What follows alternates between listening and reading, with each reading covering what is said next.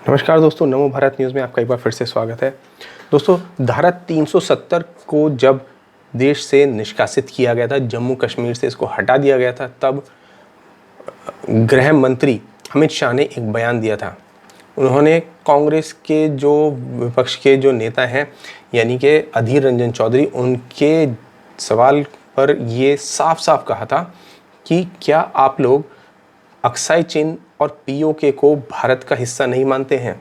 आप क्या बात करते हैं, इसके लिए हम जान दे देंगे। जी हाँ, ये शब्द इतिहास के पन्नों में स्वर्णिम अक्षरों में लिख दिए गए हैं और इस बात के बाद से चीन और पाकिस्तान की हालत खराब हो गई थी। सिर्फ एक साल के अंदर ही पाकिस्तान और चीन इतने बौखला गए कि अब भारत से युद्ध करने के लिए आमादा है। जम्मू कश्मीर और लद्दाख को केंद्र शासित प्रदेश बनाने के बाद नया नक्शा जारी कर दिया गया है। सर्वेयर जनरल ऑफ इंडिया ने जम्मू कश्मीर लद्दाख का नक्शा जारी किया है। नए नक्शे में पीओके के मीरपुर और मुजफ्फराबाद को जम्मू कश्मीर का जिला बताया गया और पीओके के गिलगिट बाल्टिस्तान को नए नक्शे में लेह जिले का हिस्सा बताया गया। चिल्हास ट्राइबल टेरिटरी और अक्साई चिन को भी लेह जिले में शामिल कर लिया गया था। बस यही वजह है जिसके चलते चीन और पाकिस्तान एक साथ भारत से युद्ध लड़ने को तैयार हैं। आजकल एलएसी पर क्या चल रहा है वो तो हम आपको समय समय पर लगातार बताते ही आ रहे हैं, मगर ये खबर उससे कुछ अलग है। जी हाँ, ये खबर जो है उससे बिल्कुल अलग है, इसलिए इस वीडियो को आप तुरंत शेयर करें और अंत तक ज़रूर देखें, क्योंकि आज आपको इस वीडियो से बहुत कुछ पता चलने वाला है। दरअसल जम्मू कश्मीर के नक्शे में पहले भी मीरपुर और मुजफ्फराबाद शामिल था, मगर इस बार नक्शे में पीओके के मीरपुर और मुजफ्फराबाद का जिक्र हुआ है। पीओके के दोनों जिलों को जम्मू कश्मीर का जिला बताया गया है। मीरपुर मुजफ्फराबाद को मिलाकर अब जम्मू कश्मीर में कुल 22 जिले हो गए हैं। पीओके के गिलगिट बाल्टिस्तान को भी भारत का अंग बताया गया है और गिलगिट बाल्टिस्तान को केंद्र शासित प्रदेश लेह का जिला बताया गया है। गिलगिट बाल्टिस्तान नक्शे में शामिल है, लेकिन दोनों का जिक्र नहीं हुआ है, जिसकी वजह से पाकिस्तान बुरी तरह से बौखला गया है। नए नक्शे के बाद कुल केंद्र शासित प्रदेशों की संख्या 9 हो गई, जिसके चलते पाकिस्तान का जम्मू कश्मीर से किसी भी प्रकार का जो दावा था वो पूरी तरह से ख़त्म हो गया। अब पीओके में 16 आतंकी ट्रेनिंग कैंप मौजूद हैं, जिनको भारत नेस्तनाबूद करके उस पूरे इलाके को भारत में विलय कराना चाहता है, जिसकी वजह से चीन और पाकिस्तान दोनों ही बुरी तरह से परेशान है, क्योंकि पीओके के उस इलाके से जिसे पूरे हिस्से को भारत अपने नक्शे में पूरी तरह से मिला देना चाहता है, वहाँ से चीन का एक बहुत ही महत्वाकांक्षी प्रोजेक्ट सीपेक जा रहा है, जिसे पाकिस्तान ने गिफ्ट के तौर पर दे दिया। अब एलओसी के करीब लॉन्चिंग पैड में टेरर की ट्रेनिंग पाकिस्तान दिलाता है और उसको फंडिंग चीन करता है। सितंबर 2016 में पीओके में सेना की सर्जिकल स्ट्राइक हुई, जिसमें सेना ने 6 से 8 लॉन्चिंग पैड तबाह कर दिए थे। 2016 की सर्जिकल स्ट्राइक में 38 आतंकी मारे गए थे। फरवरी 2019 में भारत ने पाकिस्तान को डोजियर सौंपा। पाकिस्तान को सौंपे गए डोजियर में पीओके की चर्चा की गई। आतंकियों को पाकिस्तान से सुविधा मिलने का जिक्र किया गया। 20 अक्टूबर 2019 को पीओके में सेना का पराक्रम फिर देखने को मिला और सेना ने बोफोर्स से 3 आतंकी लॉन्च पैड फिर तबाह कर डाले। भारत की कार्रवाई में 4 से 5 पाकिस्तानी तब भी मारे गए। 1947 में कबालियों के वेश में पाक सेना का कश्मीर पर हमला हुआ था और 1947 में जम्मू कश्मीर के एक क्षेत्र पर पाकिस्तान का अवैध कब्जा तब से बदस्तूर जारी है और इसके पीछे की जो कहानियां हैं वो भी हम आपको बता के अपनी जुबान घिस चुके हैं। खैर, 1949 में पाकिस्तान ने पीओके को 2 हिस्सों में बांटा और पीओके में पाक सेना और आईएसआई की मदद से कई आतंकी कैंप चलाने शुरू कर दिए। मुजफ्फराबाद, कोटली, काला पहाड़ में टेरर की ट्रेनिंग होती थी और पीओके में लश्कर हिजबुल जैश के आतंकी मौजूद रहने लगे। आतंकी कैंप से पीओके की जनता परेशान है और पीओके में दशकों से आज़ादी की मांग उठ रही है। अब यहाँ से शुरू होती है इस बात के आगे की कहानी, इसलिए अब इसको आप और भी ज़्यादा ध्यान से समझें कि अब माहौल ये बन चुका है कि पीओके की जनता जो है इन आतंकियों से, पाकिस्तान की सरकार से परेशान हो चुकी है, त्रस्त हो चुकी है, जिसके चलते अब वो पाकिस्तान से अपने आप को अलग कर देना चाहती है। 22 अक्टूबर को पीओके के लोग ब्लैक डे मनाते हैं। पाकिस्तान सेना की जो बर्बरता की कई बार जो है तस्वीरें सामने आ चुकी हैं और शिया मुस्लिमों से पाकिस्तान में दूसरे दर्जे का बर्ताव होता है, यानी पाकिस्तान जो कि एक इस्लामिक स्टेट है उसमें ही खुद मुसलमानों से दूसरे दर्जे का व्यवहार किया जाता है। आप पाकिस्तान में रहने वाले हिंदुओं और ईसाइयों की तो बात छोड़ दीजिए, सिखों की बात तो छोड़ दीजिए, वहाँ के मुसलमानों से ही दूसरे दर्जे का बर्ताव होता है।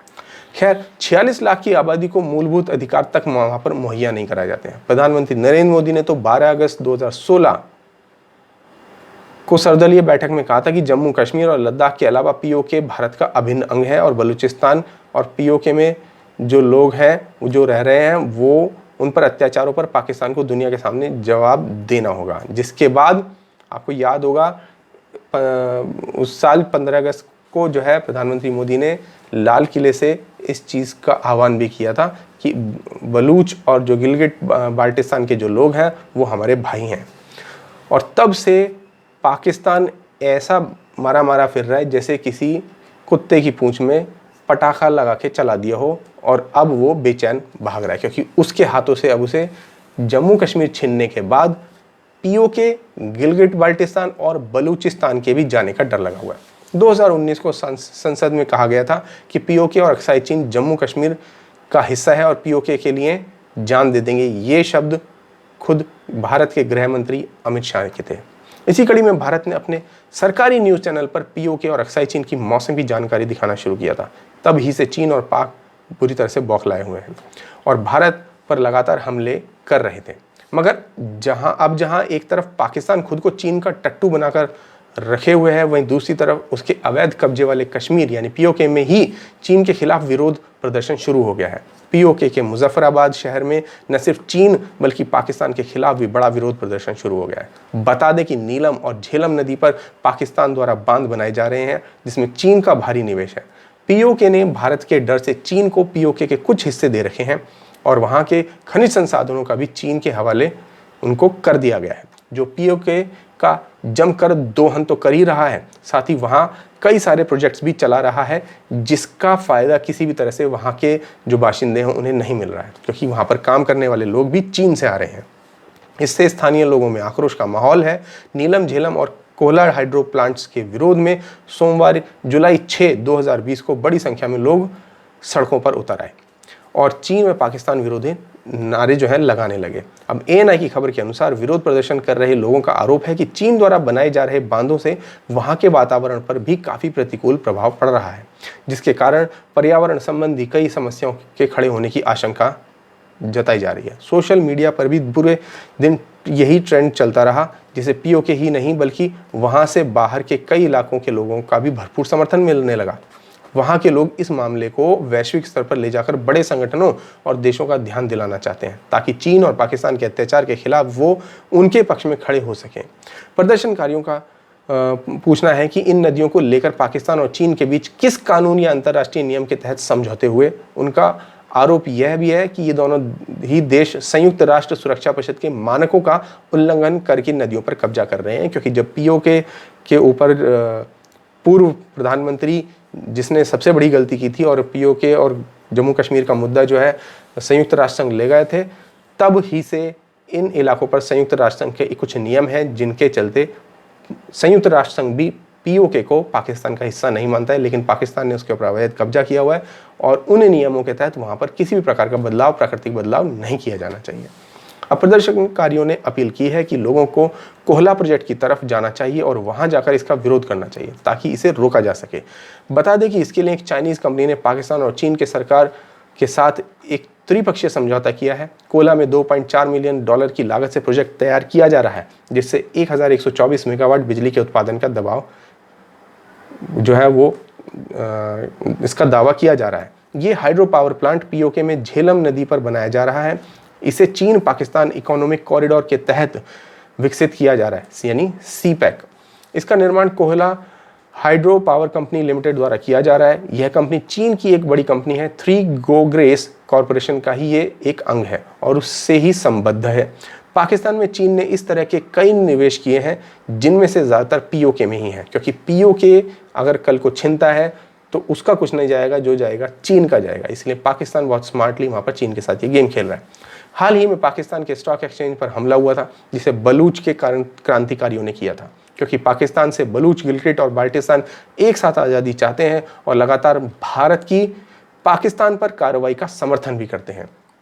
इससे पहले सितंबर 2019 में पाकिस्तान के प्रधानमंत्री इमरान खान की रैली में पीओके के युवाओं व छात्रों ने इमरान खान के खिलाफ नारे लगाए थे और विरोध प्रदर्शन किया था। खबर आई थी कि पीओके में पाकिस्तान के अवैध कब्जे के खिलाफ लोग आवाज़ उठा रहे थे, जिसे मीडिया के दूर रखने और दबाने के कई सारे कारनामे नजर आए थे। पाकिस्तान सरकार क्रूरतापूर्वक दमनकारी अभियान चलाती रही, यानी कि अब वो जो खेल पहले कभी पाकिस्तान खेला करता था, अब वही खेल उसके ऊपर उल्टा पड़ता नजर आ रहा है। यानी जिस आतंकवाद को वो पाकिस्तान जो है जम्मू कश्मीर में पोसता था, वही अब उसके घर में आ गया है और अब वहाँ के लोग यानी बाल्टिस्तान, गिलगिट और पीओके के लोग पाकिस्तान से आज़ादी मांग रहे हैं। और इसके पीछे कुछ बड़ी ताकतें हैं, नाम लेना ज़रूरी नहीं, लेकिन अब पाकिस्तान अपने ही खेल में फंस गया है। तो दोस्तों, इस पूरी खबर पर आपका क्या विचार है, हमें कमेंट बॉक्स में लिखकर बताएं और यह भी बताएं कि क्या पीओके को वापस लेने में भारत सक्षम है या नहीं। यदि जवाब हाँ है तो इस वीडियो को शेयर करना आपकी जिम्मेदारी है। धन्यवाद। जय हिंद।